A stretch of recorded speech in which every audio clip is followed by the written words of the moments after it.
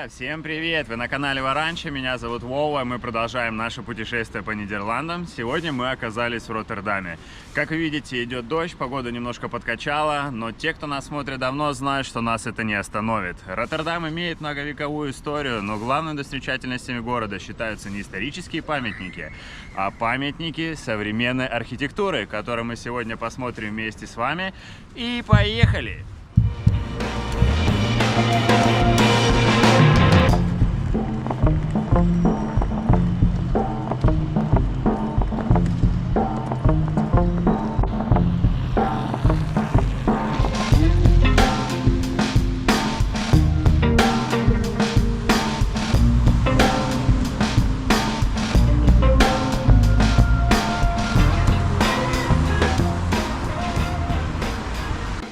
Ну что, друзья, мы сейчас подошли к одной из главных достопримечательностей этого города. Это крытый рынок Маркатал, который вы видите у меня за спиной. Строение выполнено просто в каком-то невероятно необычном архитектурном стиле. Вот, это был первый рынок, который открыли, крытый рынок, который открыли в Нидерландах в 2014 году. Там находится огромная картина внутри на стене. К сожалению, сейчас не могу я вам отсюда показать, ее плохо видно, но мы зайдем внутрь, обязательно посмотрим. Там расположено больше 100 разных прилавков с продуктами, мы посмотрим, что там продают. И здесь такая интересная площадь, обязательно хочу вам показать. Смотрите, у меня за спиной здание похоже на точилку, тоже невероятная архитектура, очень красивый город. А с другой стороны находится здание, похоже на карандаш. Вот оно. Видите, у меня за спиной. Тоже ребята молодцы, очень круто сделали. И здесь прогуляемся еще по площади, я покажу вам. Есть две стопы. Я даже не знаю вообще, почему они здесь расположены и какой смысл они несут. Вот одна из этих необычных стоп, про которую я вам рассказывал ранее. А может быть, это вообще не стопа, а загадка. Если кто-то знает, что это такое, пишите в комментариях. А вот и вторая. Она расположена с противоположной стороны и тоже несет какой-то загадочный смысл.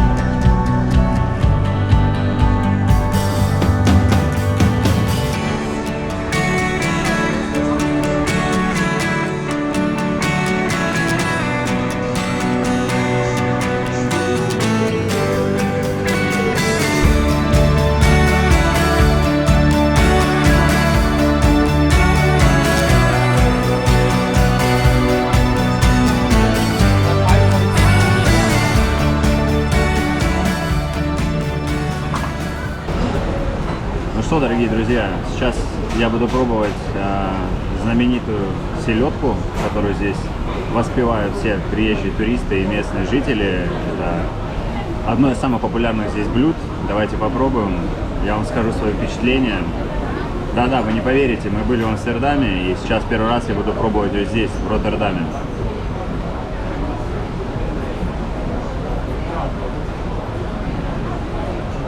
Вкусно. Селедка посыпана луком. Здесь есть еще огурчик. Цена такой тарелочки здесь в Роттердаме на этом крытом рынке 3 евро. Но это надо попробовать. Друзья, мы продолжаем наше путешествие по Роттердаму. Погода испортилась еще больше, дождь усилился. Только что мы вышли с Маркатал рыночка. Я пробовал селедку. Я повел себя как обычный типичный блогер, ребят. На самом деле селедка ничем не отличается. Такой же вкус, как и во всем мире. Обычная селедка. Не знаю, почему ее так распевают, поэтому, честно говоря, это ваше дело тратить на это время или нет.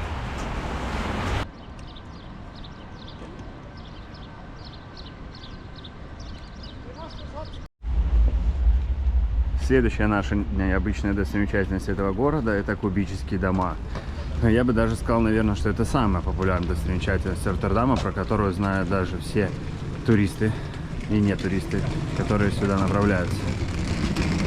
Сейчас посмотрим, как будут выглядеть дома внутри и что мы вообще там сможем с вами увидеть.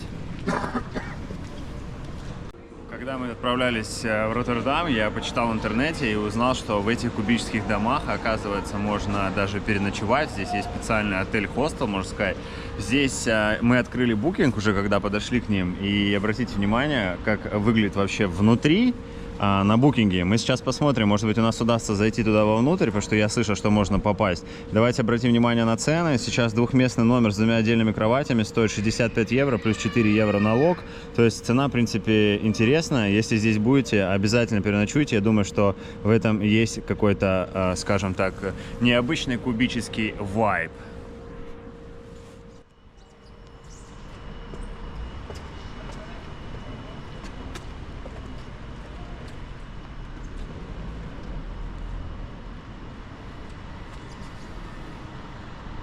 Мы сейчас находимся в центре, скажем так, этого кубического городка, и я хотел вам кое-что интересное сказать. Обратите внимание, здесь все эти кубические дома, они поставлены на специальные колонны, и также я выяснил, что между всеми этими домами находятся специальные здания, например, это продуктовый магазин, школа, какие-то еще дополнительные помещения, которые поддерживают полностью всю эту конструкцию. Мы сейчас будем подниматься вовнутрь кубического домика и покажем вам, что там внутри есть и как он выглядит изнутри. Вход туда стоит 3 евро с человека.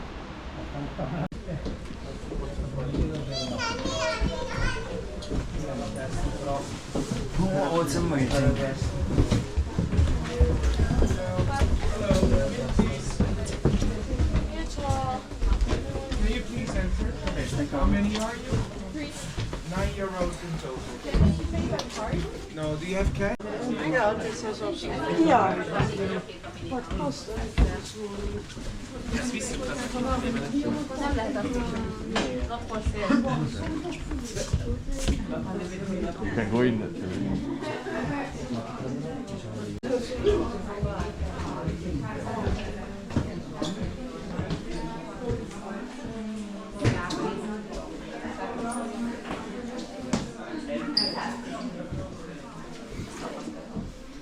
És figyeljetek, egy lakásos tökéletes, tehát ez az egészet ír? Hát igen, ez csak a 100 négyzetméterrel egy maga szerint. Az azért nem olyan rossz. Gyertek, menjünk a fürdőszobába.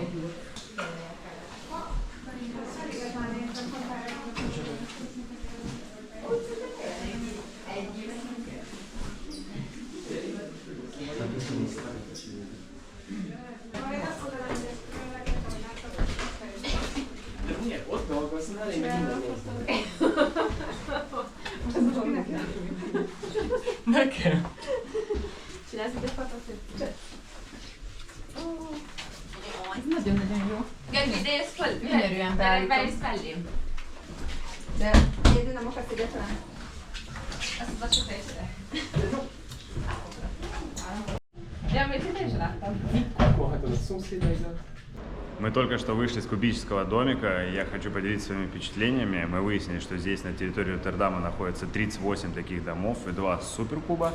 Каждый кубический дом разделен на 3 части, нижняя, центральная, верхняя часть. И в доме очень много винтовых лестниц, и подниматься наверх очень сложно. Приходится наклоняться, сгибаться, и внутри очень-очень много людей.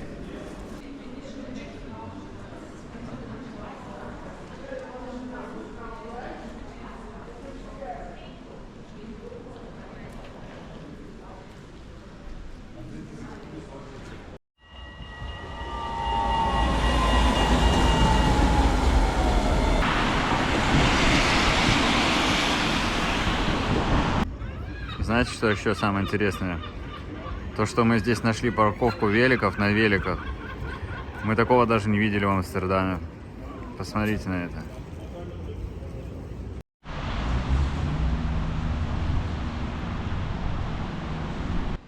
Итак, друзья, мы продолжаем путешествовать по Роттердаму, и у нас за спиной еще одна достопримечательность. Это Белый дом. Самое удивительное то, что это здание в 1899 году или 1898 году считалось самым высоким зданием в Европе на то время, не учитывая религиозные строения. А архитектор побывал в Нью-Йорке, в Чикаго, в общем, посетил он Штаты, вернулся сюда. Настолько он вдохновился небоскребами в той стране, что решил забабахать здесь 10-этажное здание высотой 43 метра. Сейчас это просто обычное офисное здание, и выглядит оно вот так.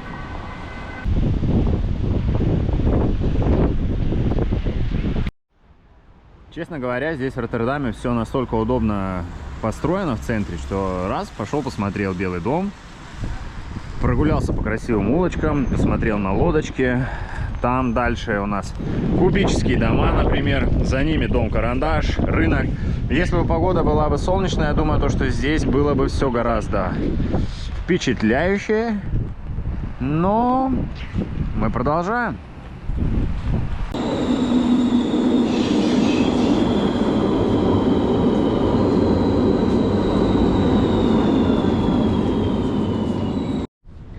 Вы просто посмотрите, какого размера винт корабля. Просто огромнейший. Сейчас отойду чуть-чуть подальше. О. Ну что, собственно, наша следующая достопримечательность. Посмотрите на это чудо. Это огромнейший корабль. Он называется СС Роттердам. 228 метров. Длина этого корабля. Это круизный лайнер. Это также отель сейчас. Этот корабль был построен в 1958 году. Этот корабль уже не плавает, как вы понимаете.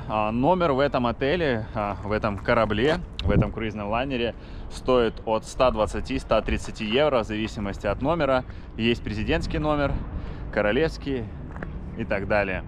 Вот, собственно, сейчас мы направляемся туда, у нас будет экскурсия, можно прийти, там есть несколько разных вариантов, мы бронировали заранее. В наш тур включено посещение нескольких уровней этого корабля. Я никогда не был на круизном лайнере, поэтому просто волнительно себя чувствую, интересно посмотреть, что нас там ждет и какие ощущения, когда ты гуляешь по такому огромному судну. Так, ну что, в общем, у нас здесь началась экскурсия, и нас завели в ресторан. Ресторан первого класса. Нам выдали здесь аудиогид, его можно включить. Здесь есть якоря нарисованы на стенах, можно отсканировать, и там будет информация. И здесь также есть сотрудники этого корабля, приятные дамы в возрасте, которые рассказывают очень много интересной информации про этот круизный лайнер. Дальше мы отправились в театр. Посмотрите, чего только не найдешь на таких круизных катерах. Огромный зал, где можно было посмотреть разные фильмы и разные выступления.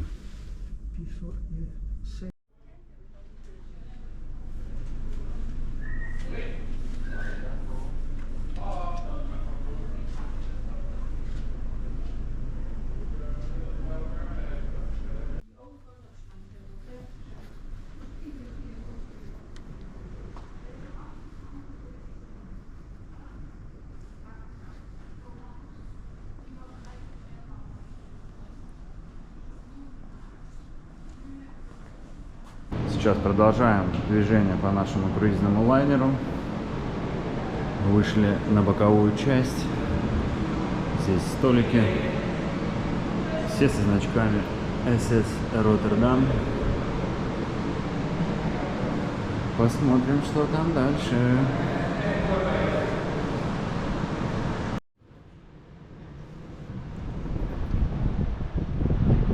Выбрались на носовую часть корабля.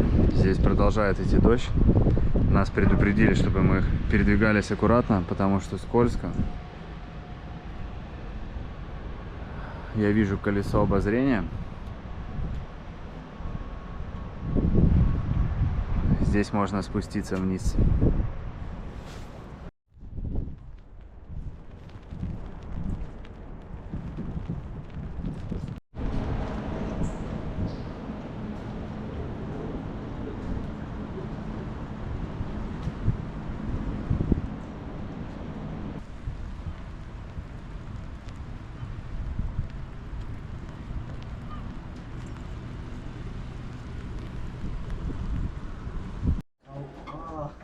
Zijn jullie Hello. Oh, English. Oh, English. You have seen the bridge? Yeah. Already? You No, have seen the... no, no, no, Oh no. no, then you can go inside. Thank you. Because you have the 2 tickets. Okay. Так, мы зашли в капитанскую будку. Вот так выглядит капитанская будка, и открываются вот такие вот виды, когда вы управляете кораблем, круизным лайнером. You can listen over here. Нас встретил очень, I listen. скажем, интересный дяденька, который здесь проводит интересные экскурсии. Yeah. Здесь компьютерная комната.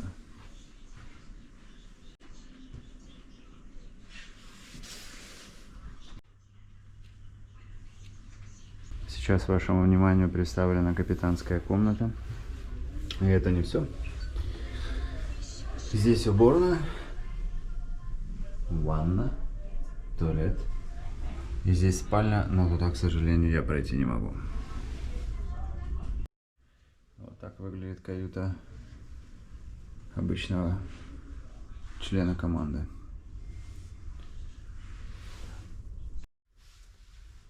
Так, сейчас посмотрим с вами на каюту радиотелеграфиста.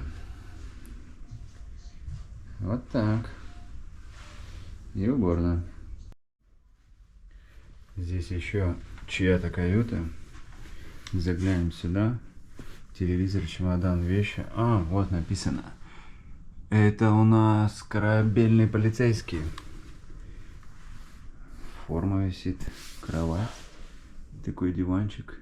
Сейчас вышли на носовую часть лайнера. Наконец-то закончился дождь. И здесь бассейн. Ой, красота!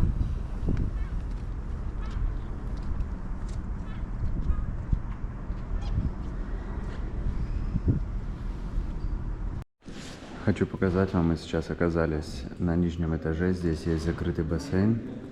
С этой стороны были женские раздевалки, с той стороны были мужские. А сейчас мы спускаемся в машинное отделение. Так, здесь у нас парилочка на корабле была раньше. Трубы.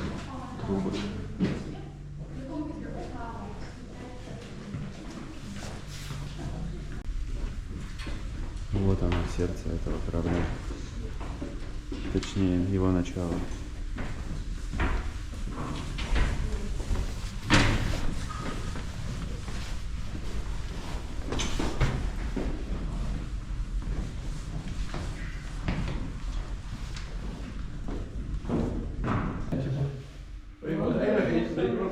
Здесь нам показали только что очень интересную комнату, где находятся насосы, которые обрабатывали воду и хранили воду.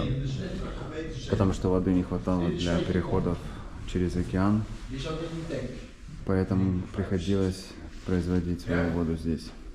Здесь находятся 2 главных пропеллера.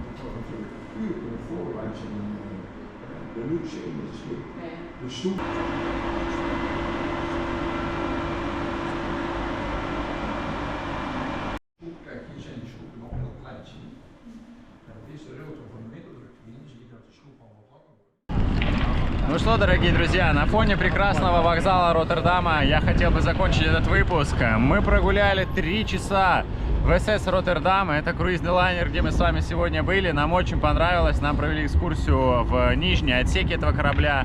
В общем, было здорово. Что я хочу сказать? Роттердам очень крутой город. Я бы даже подумал о том, что сюда можно было приехать на 2 дня. У вас есть возможность переночевать в кубических домах, либо остаться на ночь на круизном лайнере. Вот. Город красивый. К сожалению, не сильно повезло нам с погодой, но нам все понравилось, поэтому мы рекомендуем посетить его. До скорых встреч. Подписывайтесь на канал, ставьте лайки.